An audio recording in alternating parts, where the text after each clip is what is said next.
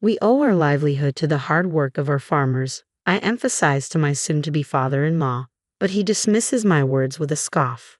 He belittles farming as an unprofitable endeavor, even daring me to prove its worth. Fine, I'll show him the reality of life on a farm. Let him witness firsthand the toil and dedication required. My name is Henry. I used to work in sales, but when my father's health declined, I assumed responsibility for our family farm. As the second son, with my elder brother abroad for work, the duty fell upon me to carry on our family's legacy. I am engaged to Ellie, a woman of both sweetness and determination. I was captivated by her from the moment I saw her bustling about at our local cafe, and thus began our love story. 2 years into our courtship, she accepted my proposal of marriage. And now, as I prepare to meet Ellie's parents, nerves churn within me. My mother reassures me as we gaze up at the opulent high-rise where Ellie's parents reside. Don't fret, Henry. I've spoken to my mother about you. But my father, well, he's a different matter altogether. I've heard tales of her stern father, a man of authority who presides over several successful restaurants. Despite my nerves, I gather my courage and enter to greet them. To my immense relief, both extend warm welcomes. I apologize for our inability to sync our schedules due to my demanding job.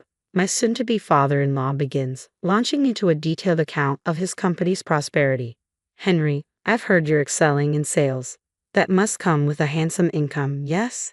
Have you considered where you'd like to settle down in the future? Perhaps in this very condo?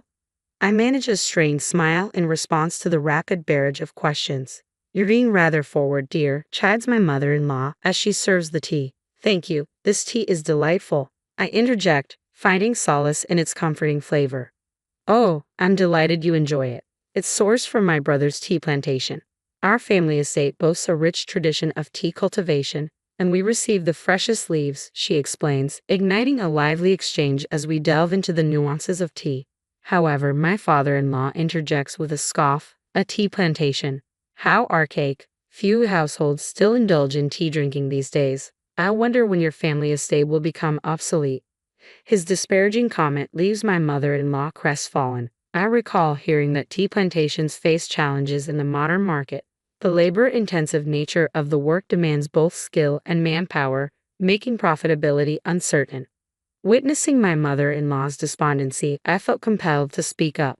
Our sustenance hinges on the toil of farmers who labor diligently to cultivate our food. Our very existence is indebted to those who nurture crops. The same applies to tea. I'm certain many find solace in the exquisite flavor of this brew. My father-in-law's expression darkened at my words, evidently displeased by my interjection. Despite the unfavorable timing, I summoned courage and divulged my decision. I've resolved to leave my current occupation and assume stewardship of the family farm. It's a commitment to safeguard the land passed down through generations. Ellie supports this choice, and I implore you to lend us your backing. As the words left my lips, my father-in-law's visage flushed crimson with fury. A farmer? I entertained this meeting because of your stellar sales performance, Ellie. Have I been deceived? His rage turned towards Ellie, accusingly. I've attempted to address this matter with you numerous times, but you've been preoccupied. Furthermore, Mom stands by her decision. Ellie responded, her tone tinged with resignation. She must have anticipated this confrontation. My father-in-law's demeanor underwent a stark transformation upon learning of my transition to farming. It became a tirade of bias against agriculturalists. How dare someone of modest means, dwelling in a humble abode, speak of marriage? It's shameful to admit that my daughter's spouse is a farmer, he ranted, his disdain palpable. When queried about my farming endeavors, I responded, primarily cherry tomatoes. To my surprise, my father-in-law scoffed, cherry tomatoes. They hardly seemed profitable, lacking any promising future. Attempting to elaborate, I started, but we cultivate a variety of vegetables, only to be swiftly interrupted by his laughter. Diversifying your crops is a clear indication of minimal profit, he waved off dismissively. No matter my explanations, my father-in-law, having ventured into the restaurant business at a young age and achieved success, remained fixated on profitability. Despite my recent assumption of farm management, I had indeed been contemplating profit margins. Yet, as I endeavored to broach this topic, my father-in-law waved away my efforts with a disinterested shake of his head, evidently not anticipating much from me. I'd be intrigued to witness the farmer's life firsthand. Is your dwelling a humble shack? Do your parents don overalls and straw hats whilst toiling away? He mused sarcastically. His mockery of my home and parents ignited a spark of anger within me, but it was Ellie who vehemently objected. I cannot fathom your mockery of farmers. Your words shame me as your daughter, she retorted, her tone laden with indignation. At the culmination of his tirade, my father-in-law erupted in fury, delivering a slap across Ellie's cheek. My mother-in-law, incensed by his violence against her daughter, voiced her indignation, tears streaming down her cheeks from the sting. Ellie transformed the atmosphere into utter chaos. You reside in this luxurious condo thanks to my efforts. Show some gratitude. I care not whom a daughter like you chooses to marry, he spat venomously. Wrapping my arms around Ellie, who wept from both physical pain and emotional turmoil, I ushered her away from my in-laws' abode. I couldn't pardon my father-in-law for his mockery of farming and for laying the hand on Ellie. Father, it's Henry. I'll be bringing my fiancée and her parents over next time. I phoned my own father, recounting every offensive word uttered by my father-in-law. He's in the restaurant business, correct? He inquired, requesting the name of the establishment. Upon divulging my father-in-law's name and the restaurant's moniker, I proposed, I have an idea, something to address this. When pressed for details, I admitted uncertainty, prompting him to abruptly end the call. Shortly after, my father reached out again. Following our conversation, I promptly sought out certain individuals. Subsequently, Ellie and I paid another visit to my mother-in-law. She expressed regret for my father-in-law's haughty demeanor, revealing that his arrogance had escalated alongside his success in the restaurant industry. His ostentatious move to a high-rise condo was merely a display of superiority over those with lesser earnings. It had become routine for him to deride her family's tea plantation, his extramarital affairs conducted with impunity. My mother-in-law confided in me, bearing it all for the sake of Ellie. I don't wish to burden Ellie and Henry with a divorce, she expressed, her kindness shining through as she considered our well-being. Please don't concern yourselves with us. Think of your own happiness, I reassured her, prompting gratitude and a gentle smile in return. Expressing his desire to support his brother, who had inherited the family's tea plantation, my father-in-law emphasized the significance of preserving the ancestral farm. Henry, I refuse to witness the demise of a farm that has been a legacy for generations, he asserted. Thus, I intend to divorce him and return to my parents' home. It became evident that my mother-in-law had already resolved to take this course of action. The day arrived when I escorted my in-laws to my parents' residence. Following our plane descent, we embarked on an hour-long drive through sprawling fields and farms. It's astonishing that people inhabit dwellings in such rural settings, my father-in-law remarked disdainfully from the confines of the car. Though Ellie and my mother-in-law wore expressions of discomfort, they remained composed, likely bracing for a potential dispute, as he could opt to return home should tensions escalate. I'm eager to experience the life of a farmer. Do you have an outhouse for a bathroom or something? My father-in-law jeered, his laughter filling the air. You'll soon find out when we arrive. After a stretch of driving, we approached a towering gate flanked by imposing walls. We're here. I've brought everyone, I announced into the intercom, prompting the gate to glide open smoothly. What an impressive entrance. And the garden is simply stunning, Ellie exclaimed, her spirits lifted as she admired the surroundings. We have a gardener who tends to it, but it's designed in the English style, in homage to my parents, I explained as we made our way inside.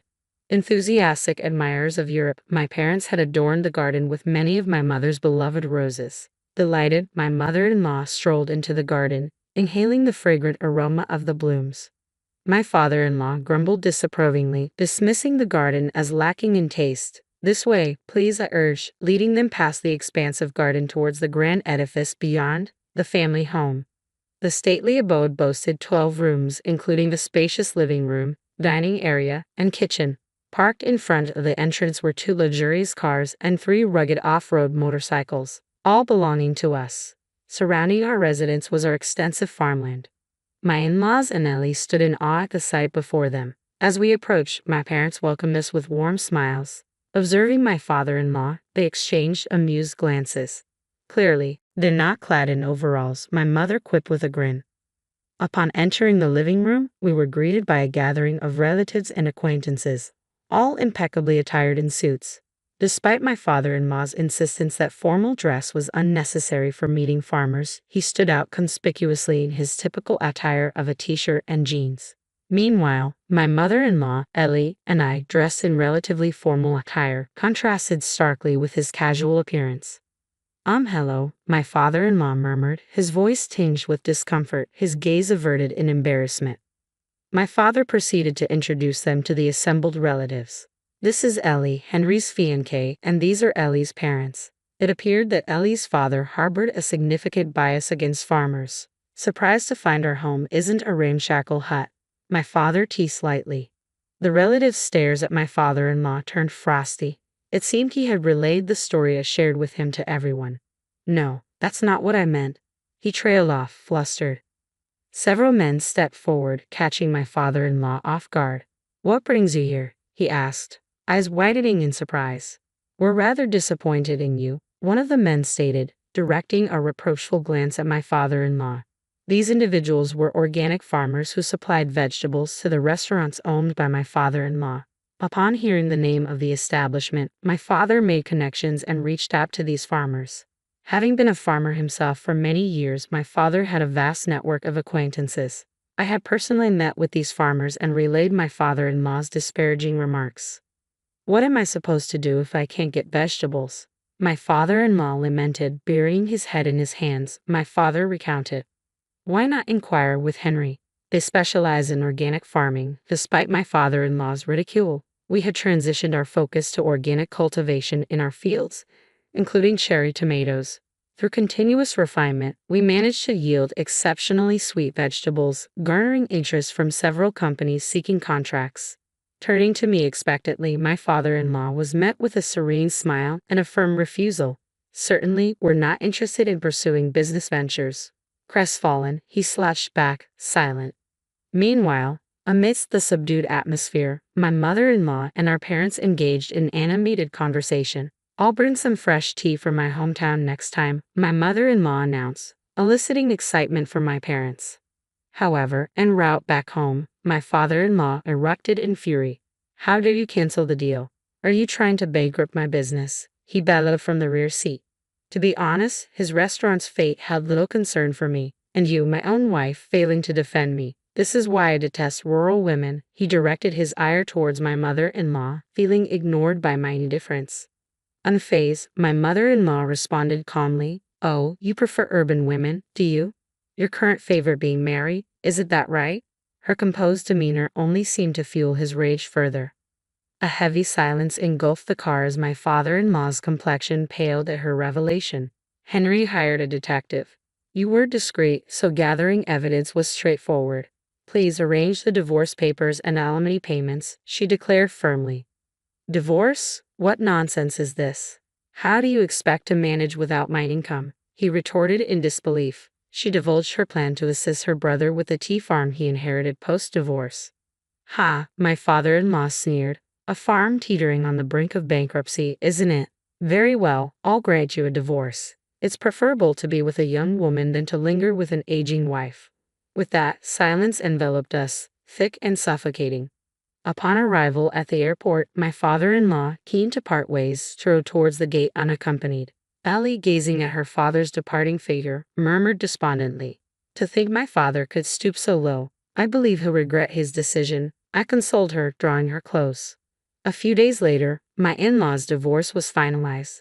Owing to evidence of his infidelity, he bore full responsibility. It seemed he nearly coerced my mother-in-law, offering money in exchange for her departure. Ellie and I were incensed upon learning the details, yet my mother-in-law chuckled, claiming she was content with the substantial settlement. My father-in-law's alimony settlement amounted to $50,000 with an additional $15,000 from his mistress. Determined to resurrect the tea farm, my mother-in-law intended to allocate these funds accordingly. Meanwhile, my father-in-law found himself embroiled in turmoil as his high-rise condo became a battleground with the sudden intrusion of his mistress's enraged husband. Indeed, my father-in-law's mistress was married, a fact we uncovered during our investigation, signaling impending trouble. Facing not only alimony demands from his mistress but also a lawsuit from her husband, my father-in-law seemingly learned a harsh lesson about relationships. Despite this, he continued to reside alone in his upscale condo. However, his tarnished reputation among the farming community led to a sharp decline in business opportunities, prompting the closure of his organic vegetable branches. Feeling the sting of loneliness, it was rumored that my father-in-law resorted to sending letters to my mother-in-law's parents' home, pleading for her return due to the solitude. Initially, my mother-in-law entertained these missives, but she now discards them unread. When he dared to call, she swiftly shut him down, suggesting he vacate the high-rise if loneliness weighed heavily upon him. We shared a chuckle at her response, pondering whether his discomfort stemmed from the solitude of his spacious abode or financial woes resulting from his dwindling business. In any case, we heard he downsized to a modest apartment. Since assuming control of the farm, I've been immersed in constant busyness, but having Ellie by my side has been an immense source of support. When we were dating, I doubt she envisioned herself as a farmer's wife, yet she embraced the role without a hint of complaint, for which I am deeply grateful. I've discovered a newfound fondness for farming, perhaps inherited from my mother's lineage. Ellie's laughter is a constant source of joy. A year later, we celebrated our wedding with grandeur, though my father-in-law's absence cast a shadow over the festivities. It pained me to think he couldn't witness his daughter's special day. Nevertheless, my mother-in-law sent us freshly packed tea as a gift, expressing her desire for us to share it with our guests. With my mother-in-law's assistance, the once struggling tea farm now shows promise of thriving. Their tea remains as fragrant and delicious as ever, thanks to her dedication and support.